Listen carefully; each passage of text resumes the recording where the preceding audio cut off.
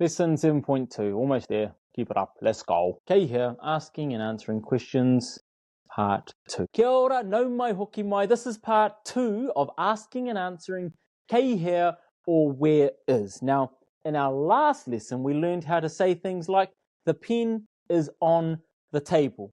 Kei runga te pene I te tepu.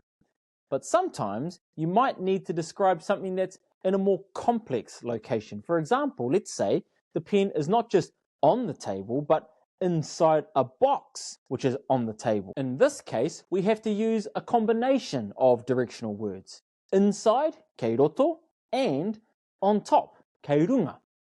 Here is how we say that. The pen is inside the box on the table. Kei roto te pene I te pauaka. Kei runga I te tepu. The pen is inside the box on top of the table.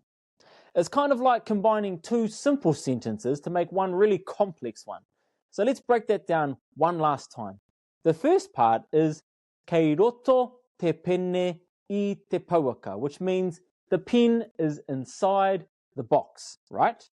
But you want to further describe where the box is. So you add the second part of the sentence, which is kei runga I te tepu, which of course means on top of the table. So that whole sentence, one more time, is kei roto te pene I te pauaka, kei runga I te tepu. The pen is inside the box on top of the table. Let's try another example. Let's say the cat is behind the chair in the lounge. Our two directional kupu in this case are kei muri, behind, and kei roto, inside.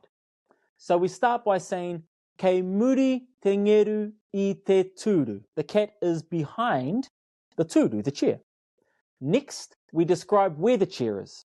Kei roto I te ruma noho. It's inside the lounge or the sitting room. Ruma noho. Are you blown away with how complex these sentences are? I know I am. Let's practice a couple more. I'm going to give you some real Māori examples first, and I want you to try and translate them for me as best as you can. Kei te rite, are you ready? Kei roto ngā ki I te peke, kei raro I te tepu. What does that mean? Kei roto ngā ki I te peke. The keys are inside the bag. Kei raro I te tepu, underneath the table. What about this one? Kei te taha ngā tamariki I te rākau.